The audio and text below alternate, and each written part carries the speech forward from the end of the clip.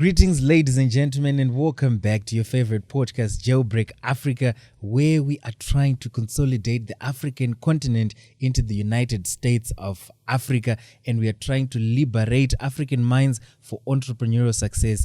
That's what we do here at JailBreak Africa. And if this is your first time, please subscribe and turn on your notifications so that when we upload new content, you'll be notified and you'll be the first to know. And of course, as usual, I'm joined by the chartered vendor. How are you? My partner in crime. How are you doing? I'm okay. How is it? I'm all right. Fine. How are you feeling today? I'm super. You're super. Yeah. Fantastic. Yeah. So I've got very interesting topics for us today. One of them, I don't know how it's going to affect the tourism, but one of the countries that is looked up to is the fastest growing in terms of, in fact, it's the most developed in Africa. So they say it's South Africa. But then the organization Statista has released some interesting information about the crime rate in South Africa. So South Africa has been ranked the highest in terms of crime rate for Africa. And to make things interesting, they rank them by cities. Yeah. So you'd think South Africa, maybe it's one city or two cities. But guess what? The top 10. It's JailBreak only. No. The top 10 is dominated by 5 South African cities. Yeah. So top 5 is South Africa. It's South Africa only. I think I do concur because I still remember personally. I don't want to beat out around the bush because when I went to South Africa for my first time, people were like, at the middle of the robot, you're crossing the road. And someone is actually saying, you're actually walking. We're supposed to be running. And I'm like, what kind of a country is like that? And when you want to dress up for the occasion, people are like, no. What you're now wearing is not proper. You're supposed to just probably put on work suits and those small heads. The small heads, the baggy heads, And I really don't understand. And I don't know. Because you look at South Africa, it's one of the best economies in Africa, if not the best. Yeah, in terms of having all the big. You talk of your big companies. You talk of everything which is standard world class economy. It's in South Africa, but unfortunately, I don't think the government there is doing enough in terms of curbing crime. Yeah, true. And also, I think part of the reason why South Africa has got a significantly high crime rate, remember, South Africans are notorious for absconding education and going for other alternatives. And Zimbabweans have since flocked to South Africa. The educated Zimbabweans have since flocked to South Africa to get jobs. So as a result, when people are jobless by the masses, they still need to eat. You know, hunger does not stop because you're not working. Exactly. Whether you're working, whether you have money, you still feel hungry. You still need a roof over your head, etc. So people then resort to crime, and the best place to get more money from people, it's a performing economy. If you rob people from a performing economy, you get more money. It doesn't make sense to come and rob people who are in the middle of a war. Say you want to go to Ukraine and then you start robbing them. You won't make money. So you are better off. You rather rob in JailBreak in Pretoria. Yes. So do you concur that also Zimbabweans are fueling crime in South Africa? Actually, now that you've mentioned Zimbabwe, we are there. Harare in particular. So Harare is number 7. I don't agree. It's a number 7. I don't agree. And okay, let me go through the top 10. Then we discuss. So on number 1 in the cities, there is Pretoria, a South African city. There is Durban. There is Johannesburg. JailBreak is at number 3. Yes, it's number 3. It was overtaken by Durban. Based on what? I don't know. Maybe they're looking at gun violence because that's pretty common in South Africa. Then they're also looking at violent crimes. Maybe your smash and grabs and your pickpockets and all. Actually, I don't believe that in South Africa there are pickpockets. Those guys, they will approach you. They will I've heard someone pass a joke and say, South Africa has got the most friendliest robbers. They will come They will nicely ask for your phone while flashing a knife. Then in order for them to make sure that you conveniently walk away, they even ask you to remove your SIM card. A SIM card. Yeah, they'll ask you to remove your SIM card. Even if they rob you of your money, they'll ask you, do you have money to go back home? Like, no, I don't have. They'll give you maybe 100 rand from what they've stolen from you, so that at least you can find your way home. Way home, exactly. but to me, I do think, because I believe that JailBreak is in terms of crime rate in South Africa, JailBreak is the worst. That's what I thought. Remember the capital for South Africa, it's Pretoria. Yeah, but it's very, very difficult for, when you're in South Africa, people, they actually say, I've stayed in South Africa or stayed in JailBreak for probably 10 years. But someone will say, I've never stepped into their CBD. Yeah. A lot of people never go to JailBreak. Actually, it's notorious for those kind of thoughts. They will steal things from you. That's JailBreak for you. Okay. Then moving on from JailBreak, we have got Port Elizabeth on number 4. Then we've got Cape Town on number 5. I was actually surprised by Cape Town. Cape Town. Yeah. Then we have Windhoek in Namibia. Then we have Lagos in Nigeria. Then we have Harare, Zimbabwe. Then Nairobi, Kenya, and Casablanca, Morocco. So you said you do not agree with Harare. Why? There's no crime. The crime rates are low. If you've been following issues on social media, I'm sure you've seen the Chadona Exactly. happening up down there, Kagui, Copacabana area. And to make things interesting, even women are now participating in the Chadona. Probably it's just the same as if you're going to ask someone who is living in Pretoria, probably someone is living in Windhoek, or someone is also living in Cape Town. Because what I also noticed is sometimes when you live in a place for too much time, too long, like for example, you live in JailBreak. Someone was born in JailBreak. They've gone to school in JailBreak. They've worked in JailBreak. So if you say JailBreak is dangerous to them, they'll be like, no, They won't it's relate. normal. Yeah, they won't relate. That's very true. Yeah. So That's probably very true. that's what is also happening with Harare. Sometimes you don't even know what is happening behind you, the building which you're actually working in. Yeah, that's Because we're true. used to the place, it's normal. It's normal to Yeah. you. I remember when I went to Mbare, I was looking for curtain rods. I was very sensitive of my pockets because the other one had the money to pay, the other one had my phone. I was putting my hands in the pockets. I'm sure the people who saw me, they were like, this guy's pompous because I had my hands in my pockets. Then the guy was showing me around, showing me where to find those items. He had a phone in his back pocket and he was just cruising through the crowd. Exactly. And then I thought to myself, yeah, what you're saying makes sense because you're now used to the place. You don't really feel threatened, or sometimes you don't even see the danger out of it. Exactly. And then there's also another thing where in South Africa, they say they can tell whether one is Zimbabwean or not. Exactly. By the way you walk. I don't know, what is it The about way you Zimbabwe? walk.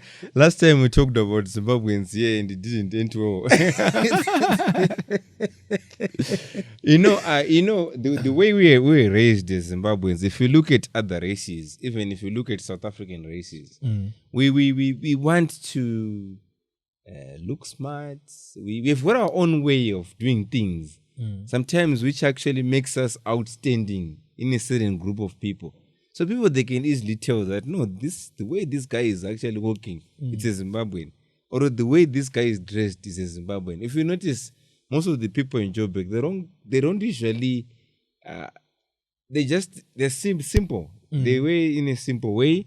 If you also notice, if you look at the most of the white people in South Africa or white people in Zimbabwe, they dress in a simple way. Chinese, they dress in a simple, very, very. Chinese are even worse. You look at also Indians, very simple. Yeah. But us now, We are complicated. we're complicated. Remember the last time we had a conversation, we were discussing and figured out that I think we are one of the few African countries who do not have a cultural dressing. Exactly. We don't. Yeah. So we end up wearing suits, dressing, and all these sorts of clothes, and it also makes our identity very easy to spot. Yeah, but on South Africa, like what you're also saying is, I've been doing business in South Africa, but to be honest, I tell you, I don't feel comfortable staying in South Africa even for 2 days. You don't feel safe? I don't feel safe. My first time in South Africa, I was staying in JailBreak, Randburg. The first night, I had gunshots, Baba. Gunshots in the evening. Yeah, about 3 or 4 gunshots. If you ever had them, yeah. No, I've never had a single. The only time I've had gunshots was when I went to the Heroes Acre and the National Sports Stadium, the gun salute thing. Exactly. That's the only time I've ever had a gun in Zimbabwe. Exactly. But in South Africa, they were, I longed to go back home. But that was just the beginning of my. So vacation. what does it tell in terms of? Because when I went there, I noticed that the South African airport, especially the Oliver Tambo airport, is so busy. I think you can see arrivals, probably there are 5-10 flights arriving, 5-10 flights departing. And how does crime also affect our economies in Africa? Especially to talk about South Africa, to also talk about Harare, because it's not a good sign. Yeah, it's if you not. Notice that you're in the top 10. It's not. You also notice that you've got a Windhoek, Namibia is also in the top 10. What does it? And if you notice, I think from 1 to 7, if I'm not mistaken, these are Southern African countries. It's SADC. It's SADC. Eh? It's SADC, yeah. So in terms of how crime affects a country's economy, now, let's look at, I want to concentrate on foreign direct investment. So someone is in Europe. Remember the guys in Europe, they still believe Africa is one big village. They believe that we have got lions and elephants in our offices moving about. Yes. They still believe we walk around naked. Yeah. They were even surprised that we have internet. Yeah. So those are the kind of people who are going to want to come and invest in Africa, in Zimbabwe and South Africa, whatever the case may be. They also think that even on this podcast, whilst you are recording, we've got snakes under our You table. see now, exactly. So the moment because they've never been here half the time, all the information that they know about Africa, it's news, right? So they'll go on the internet. Then they'll look for information. And these are the kind of reports that come up. So they want to invest in Zimbabwe, or probably they want to say, okay, Zimbabwe's got the Victoria Falls, so let's go invest there. Then when we're on vacation, we go to these Victoria Falls, the Great Zimbabwe's and ATC. Then they look up Zimbabwe. Then it's reported to be having a crime rate of 60.6, and it's actually ranked number 7 in Africa. So do you think that person will bring their money to Zimbabwe? They'll look at a less riskier country and they'll say, let me put my money in Botswana, because Botswana is not in the top 10. But really, in terms of investment opportunities, what does Botswana has to offer more than Zimbabwe has? Exactly. So you realize that you've got better chances of making a return in Zimbabwe than in Botswana if you invest in probably the natural resources, right? But then because of information like this, you gravitate towards Botswana and you then reject Zimbabwe. Right now, in terms of convenience, OR Tambo is not even in the capital city of South Africa. But as you are rightfully saying, it's an international airport and it's very busy. It's got inbound, outbound flights, connecting flights, etc. And you look at the crime rate index, it's in JailBreak, and JailBreak is number 3 in Africa. So you are now thinking, okay, they say South Africa is the most advanced African country. But then can I really go and stay there? Which is why we then realize that people would then opt to find people they can trust locally. Then they ask them to invest whilst they are in Europe. Then we start complaining about the externalization of funds, because remember, when somebody invests, it's a different story when they invest and stay in the country. Because at least they'll start spending part of that money in the economy that they are living in. Exactly. Like, for example, the Chinese, they normally buy their equipment from China, despite them being in Zimbabwe. But one thing I tell you, they will never import bread from China. They buy it in Zimbabwe. At least they buy bread from they Zimbabwe. spend some of that money in the economy. But imagine with such information, then they Someone decide doesn't want us to stay. Exactly. So it means all the money is externalized. They invest, they make a profit, they take it out. So money will be flying out of the country faster than it's coming in. And that's a big disaster. So I think, in as much as we are talking about this report, I think it's something that the government really needs to probe and look into how it's measured so that they can fix it. Exactly. The how part. I was about to say, how can we actually avoid this kind of things? Or how can we actually... We cannot totally eliminate crime, but we can at least reduce crime rates. Tell you what, you know the area in Harare, Copacabana.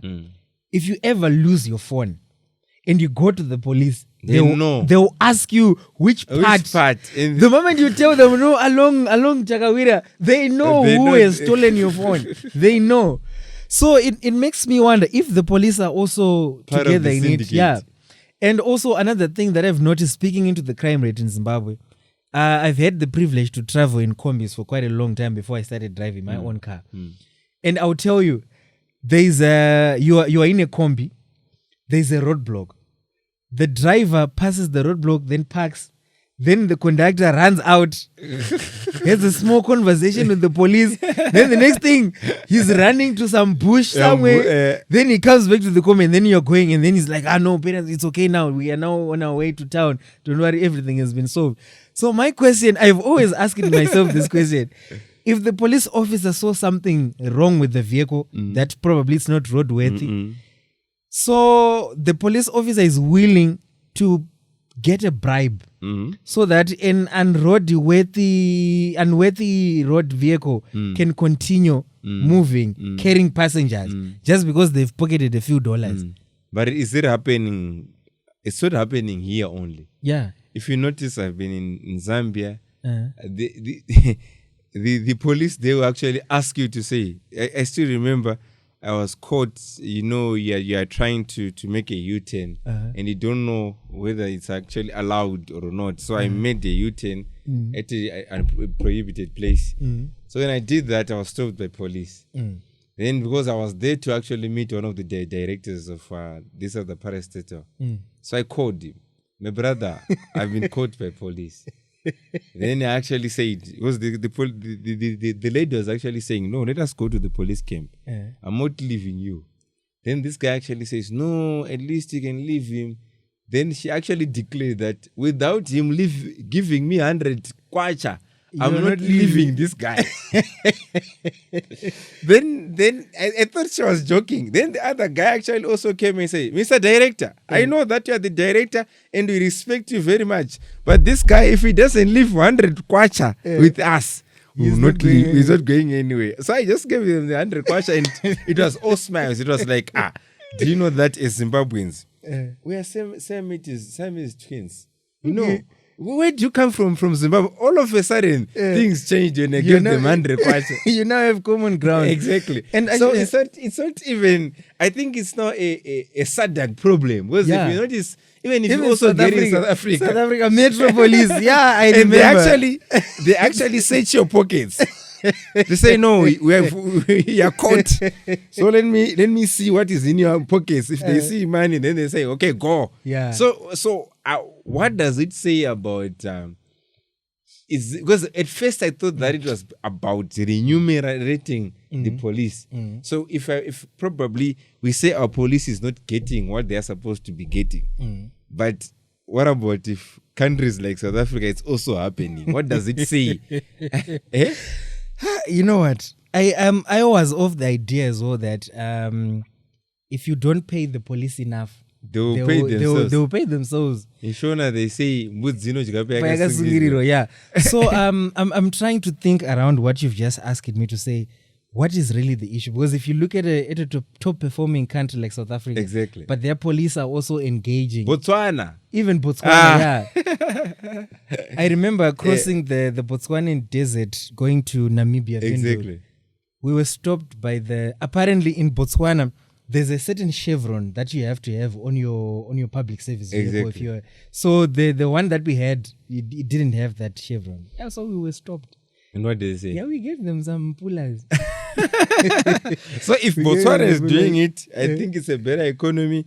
If Zambia is also doing it, if South Africa is also doing it, and Zimbabwe is joining, is it about not paying the police, or it's not a culture of saying if I've got power, I can abuse my power and I can get a few dollars from that?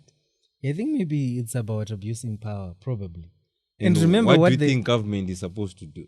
The last time they wanted to provide a remedy for that, I think it was the days of Chihuri, where they had realized how the police had become so corrupt They were proposing to start a new police force. Wasn't it West that it was even West, yeah. So they were proposing to starting a new police force altogether. And I remember they wanted to call it Zimbabwe Police Services instead of Zimbabwe Republic Police. They wanted to start ZP as Zimbabwe Police Services. Was it going to change anything? I don't know now. Because remember... Did it mean that they're going to fire everyone in the police office? I don't know how they intended to do it. But from the information that was available, they almost made it seem as if it was going to start with a new breed of police officers. So in my head, I was thinking, who's going to train them? And also... it's going to be the old police officers. Training them. I think it's a dead end. Yeah, we are at a stalemate. I don't know how we are going to overhaul ourselves as Africans to change our mindset and stop profiteering from crime. But I think on that one, thumbs up to the Second Republic. Yeah, they've done a good job. Especially on our roads. During the First Republic, everywhere you'd go, you'd know that before you start actually embarking on a journey to Bulawayo, you should know that you've got at least $20. And you had to have it in loose change. In loose change. So that you don't give it all That away. was mandatory. These days you can actually travel from Bulawayo to Harare without even seeing, even there's no roadblocks. Yeah. Oh, that's an improvement. And then moving on to the other stories that I have. So there's a battle that is going on between the farmers in Zimbabwe and Zesa. Zesa, they supply electricity to the farms. Yeah. So remember, wheat farmers, most of them, they are on irrigation schemes. So they've got these electrical water pumps. And those pumps, they are quite big. Exactly. And they consume a lot of electricity. So the wheat farmers, they got into the winter crop, the winter wheat farming. They produced some good yield. They were irrigating because there were no rains. Then they got some good yield. We actually had some good tonnage in terms of the wheat production. Yeah. So I think since independence. Yeah, they turned them over to GMB. GMB was slow to pay the wheat farmers. Zesa was now coming after the farmers to say, during your irrigation period, you used this much of electricity. You're supposed to pay us. Yeah, we are now cutting off the power from your farms because you haven't paid us.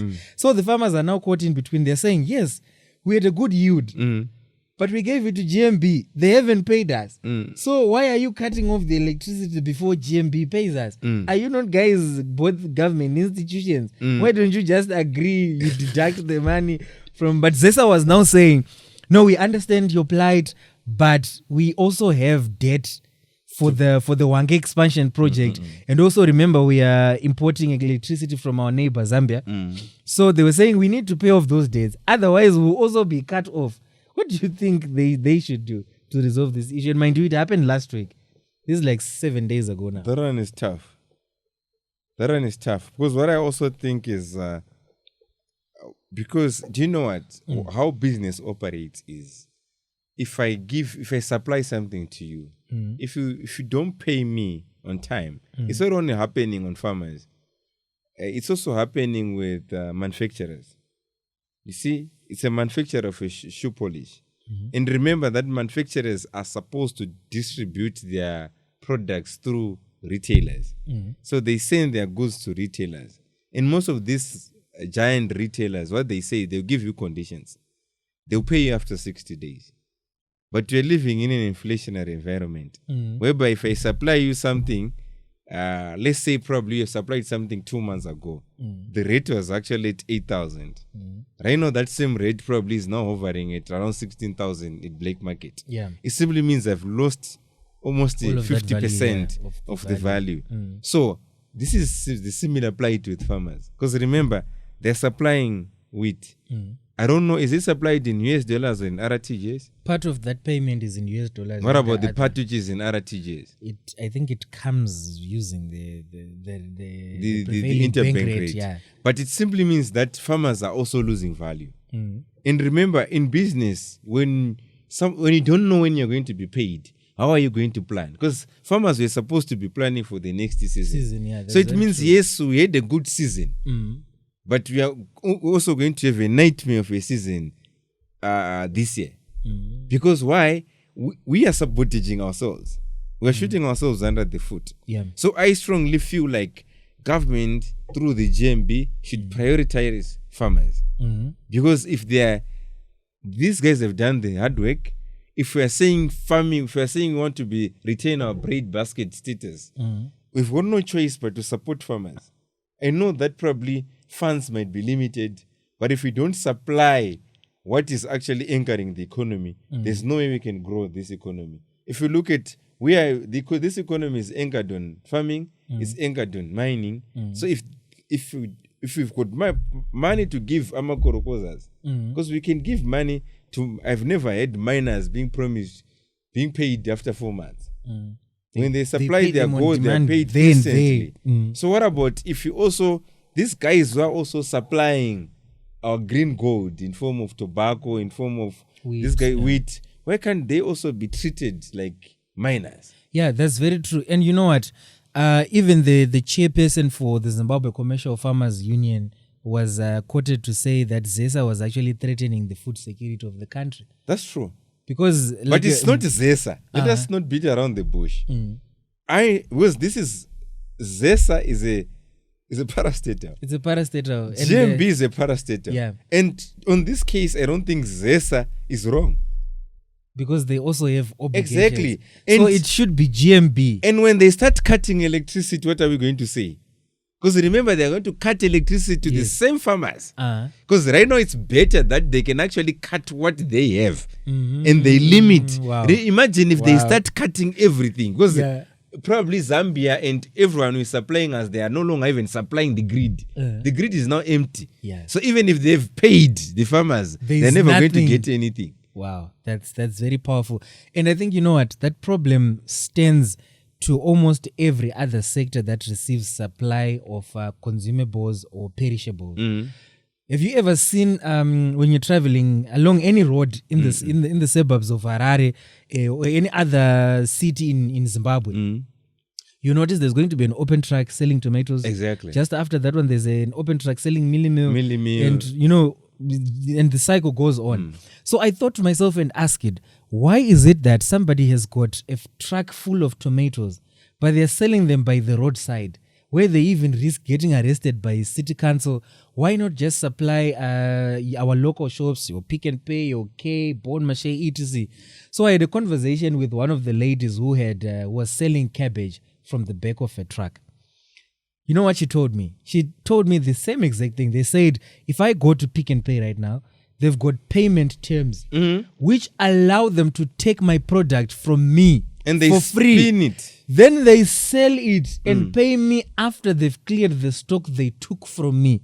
So in any case, this person is going to be paid after a month, 30 days, 60 days, 40 days, depending on the terms.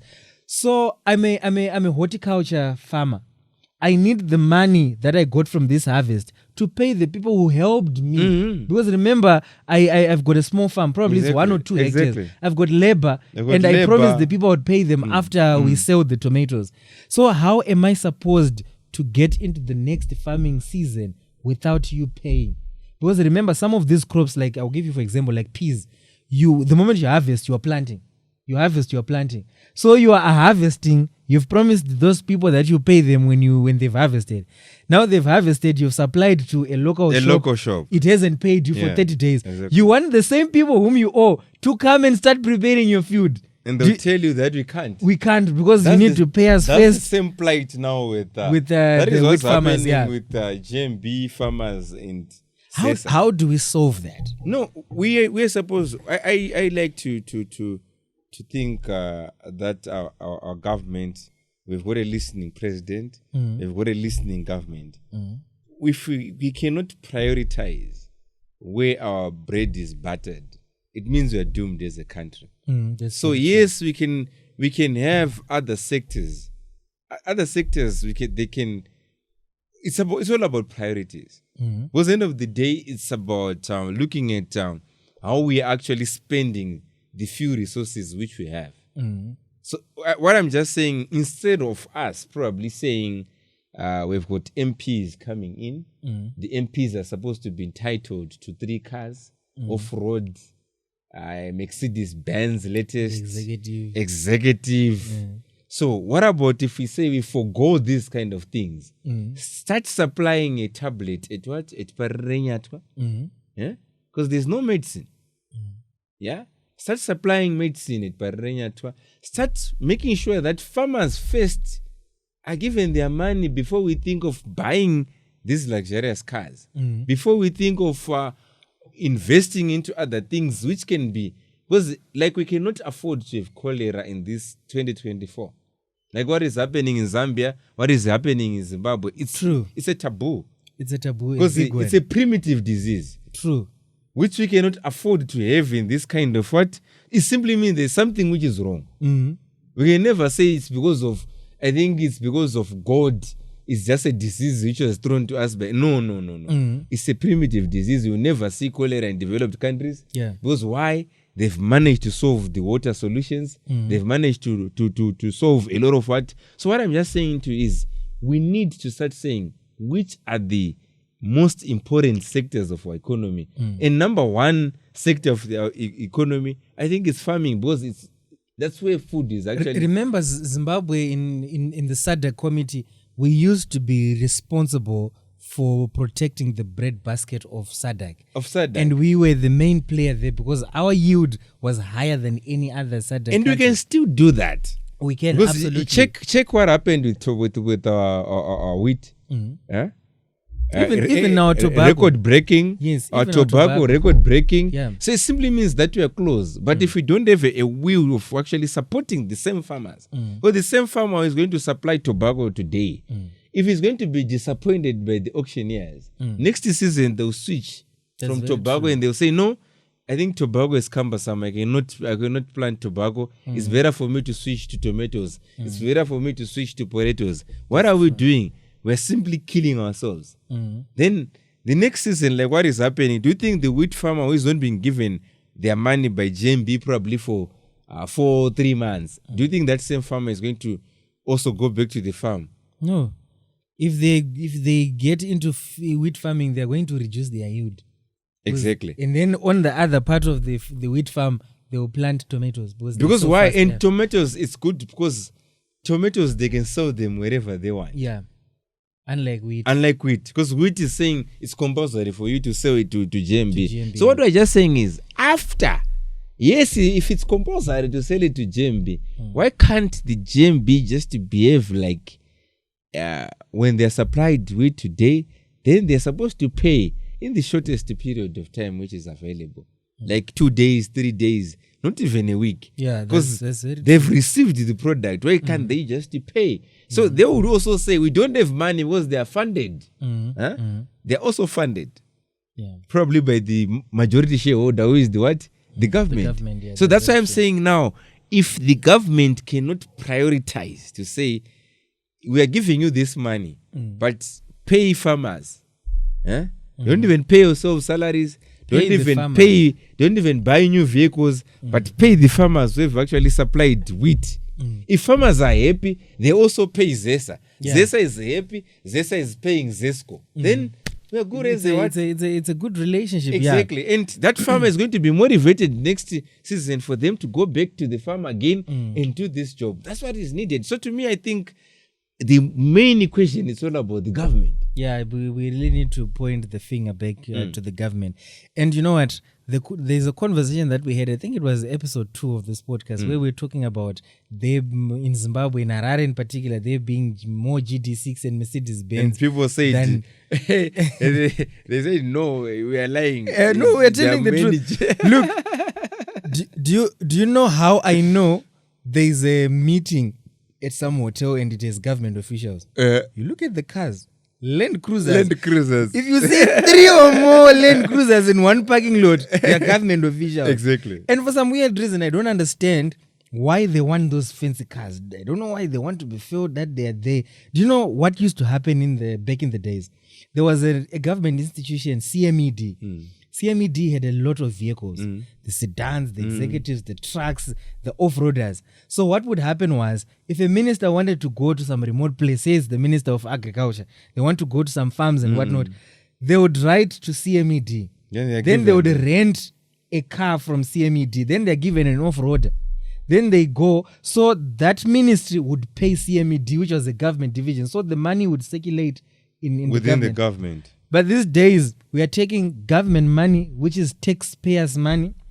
We are exporting that money to Toyota Dubai so that they give us the Land Cruisers, the GD6s and whatnot. Or, worst case scenario, we are paying to a local dealership who's getting those cars from Dubai and they've put their markup and the government is buying from that. Exorbitant markup. And buying from that dealership. No wonder why that Mazda assembly plant closed. The one in Willowville. That was in Willowville. What was it called? Yeah. It closed. Because we started importing. But with these big cars, I don't think it's government only. It seems even the private players, because I think it started when people said people are selling their fingers to the exchange with GD6. Because to me, a GD6, it was supposed to be a vehicle which is used. It's a vehicle which is supposed to be used in construction, in farms, but in here now, it's not a sign of success. We use it to do a school run. Exactly. Yeah. I can use the GD6 here because I'm doing consultants and I'm always parked here. So someone can actually drive a whole GD6 to just park the whole day as a consultant. Yeah. So the thing is now, the image, because some people actually also asked if a GD6 is a luxurious car, but this is how it's being treated in Harare. If you buy a GD6, I tell you, you can, someone with a Land Cruiser, for 100 something thousand, people, they can see them as if they are not successful. That someone with a GD6. Yeah. Why? Is because that's how they've actually managed to label a GD6. It's not a symbol of success here. Yeah. If you have a GD6, then you're successful. You've made it in life. You've made it in life. And they said, no, we're lying that Zimbabweans, they like cars. Zimbabweans, they like their phones. But I strongly believe that. Yeah, we not Zimbabweans. Yeah. Let me correct. It's not Zimbabweans. It's Hararians. Yeah. If you get into Bulawayo, I'm telling you, it's very difficult for you to find even a Mercedes Benz. They also said to me one day, they said, the easy way of identifying that someone is from Harare, it's easy. Look at the car. Look at the car they're driving. Look at the phone they're actually carrying in their hand. You can easily see that this person is coming from Harare. Because why? We always want to show that I think we've arrived. That's very interesting. But anyway, you wanted to air your point about GD6. So, what was I saying?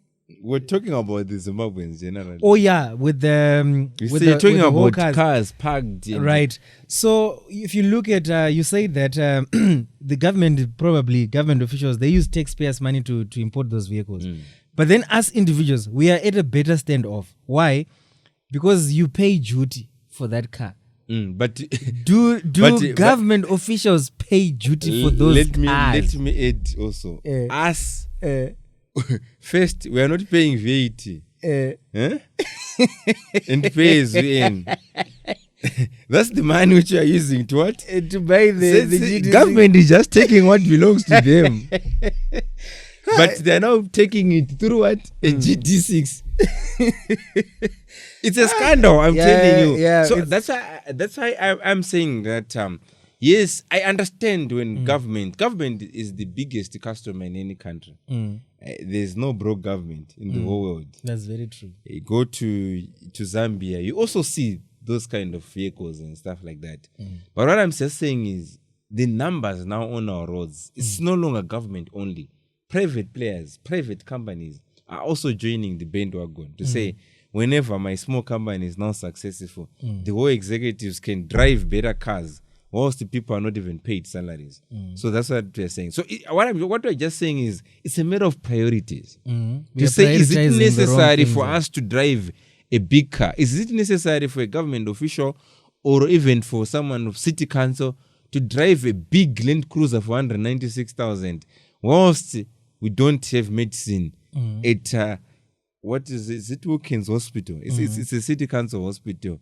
Is it necessary? That's what we're just saying. They're saying, if you look at is it necessary? The parking lot for GMB, you see those GD6. I saw them. The one by Emerson Mnangagwa Road and Simon Samora Machel. There's a GMB here. Exactly. They bought new cars, GD6 single cabs. But where our farmers the paid. farmers are not yet paid. And maybe you realize that if they sold 2 of those cars, they can pay for. They can pay all the farmers. That's what I'm saying now, that we are killing where our bread is what? Is battered. Yeah. Yeah. That also what leads us to in Zambia. Zesco. Right. So this is what's happening in Zambia. So remember we said Zesa, it's getting part of its electricity supply from Zambia. Zambia has got Zesco, which supplies to Zimbabwe. Exactly. So the water levels have significantly dropped in Zambia. So now Zesco in Zambia is failing to supply its citizens. So the citizens are now crying foul. They're saying, how long will this contract between you and Zimbabwe last? When is it going to end? Because they're now on level 2 load shedding. Soon they'll be at level 6. They will be at level 6, you see. I know. Because they're failing to supply. But Steve, that's where we are saying, I think we've got Dumisani. If Dumisani, where you are hearing us, is from Zambia. He said actually Africa must think. There used to be a conference in Zambia whereby people would gather in stadiums. I think last year he actually hosted one in one of the stadiums, probably Mwanawasa Stadium, I don't know. He hosted 30,000 people attended, thumbs up to him. And he was saying Africa must think. And we are also saying JailBreak Africa. To me, it's all about this load shedding. To me, it's all about water levels. But to me, it's about why are we still even relying on water as our... We have got the longest Kariba, hours of sunshine exposure. Yeah. Kariba, when was it built? By the Italians. They actually have a myth, the Nyami Nyami. But when was it built? Long ago. 1950s. Yeah. And how many years after? That's a long time ago. It's a long time ago. We're still relying on that same source. No solar plants, no nuclear energy. We're still relying on water. Europe is actually surrounded by oceans. But do they rely on water? No. Why? They actually have more wind turbines. They call them wind turbine farms. They've got solar. They install solar, yet they've got very little exposure to sunlight. But we have the longest exposure. How can we break that jail as Africans? Because it happened, I think, 2021, Zambia was also facing load shedding. It was it last year, but one. They're facing load shedding. The reason, water levels. Last year, water levels. This year, water levels. How can we be beaten by the same problem? Same problem. Yeah. How many times? Yeah, so many times. It doesn't make sense. So it's about Zimbabwe, it's about Zambia. How can we get any alternative energy? Right now, as Zimbabweans, we are still relying on what? On coal. We have got coal-fired. And is it a renewable source of energy? No, it's not. And right now, we are also saying climatical change is changing a lot of things. Right now, water level, global warming, we didn't receive enough water. So are we going to have it as an excuse to say, just because the water levels of Kariba are low, and we cannot think beyond Kariba, we cannot think beyond Wange. So come on, guys. And you know what? Come on, Africans. Come on. Now that you've said it. Come on. I see ourselves feeding off, like we are shooting ourselves in the foot. Why do I say so? We are using a non-renewable source of energy, that is coal. Coal, after burning, produces a lot of carbon. Exactly. The carbon is the one that we're saying it's causing the climate change, which caused the rains to come late. Hence the reason for the low water levels. So what are we doing? What are we supposed to do? I saw this video on TikTok. There was an uncoordinated family. I don't know what they were trying to do. They had a boat, they had a small boat, they were fishing. So the husband was scooping water out of the boat. The wife was taking water from the river into the boat. So there was miscommunication. So they were scooping, and funny enough, they were now in sync. They were now doing the same thing. Like this one was throwing out, this one is throwing in. So what the husband was doing, the woman was reversing. What the woman was doing, the husband was reversing. And I think That's the point where we are at So now. what should we do? Solar. Let's go solar. And I don't think it's a conversation that our leaders are willing to have. In Zambia, what's the most popular source of energy after the electricity from the grid? Do they use solar? No.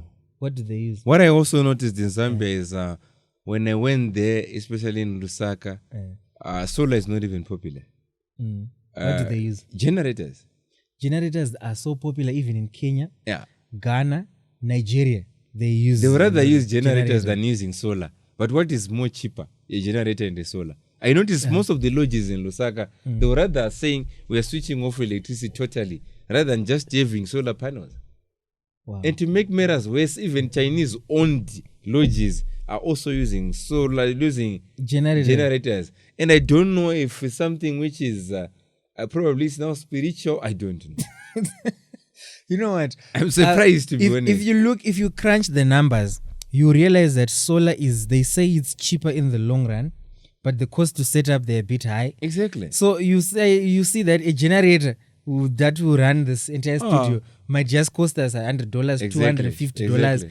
But if we want to set up a solar system, we are talking of thousands. So I think maybe that's why we are gravitating towards, which is why I think we need to come up with our own solar solution as Africans. Yeah, but we do have the sand. Isn't it the silicone and the conductors and then those solar panels? Don't we have those? Yeah, but if we sell those Land Cruisers and GD6s, which we're talking about, how many plants do we sell? Do we create? You know what? Yeah. I wish someone would rather stay in the dark whilst they're driving a $400,000 what?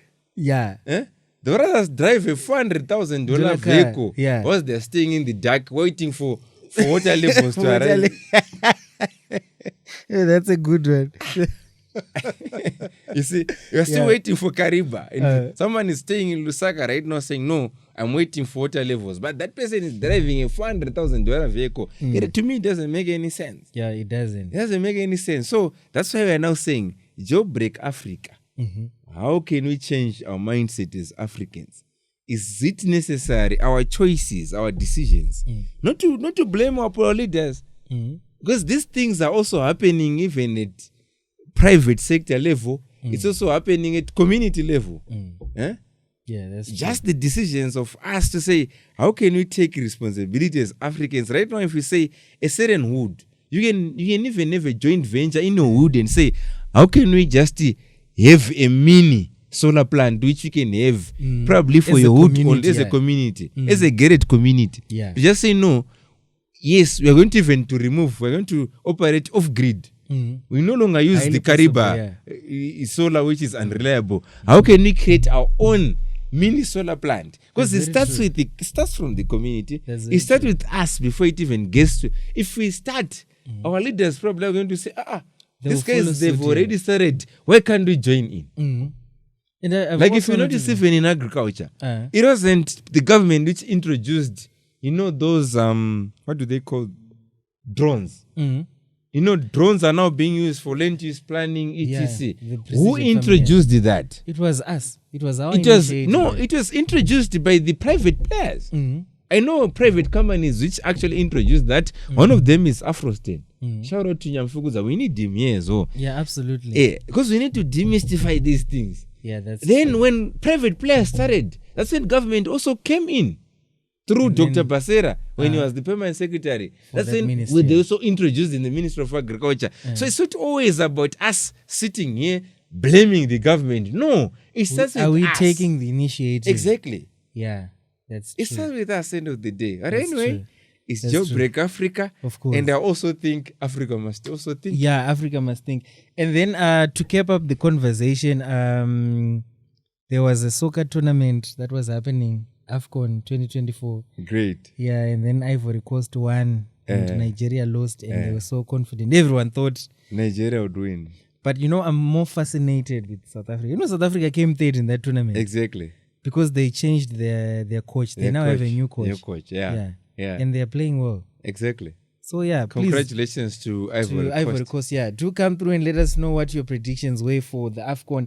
And then to finally keep the conversation, the book is finally here. But there's something which was fascinating before you go to the book. Okay, tell me.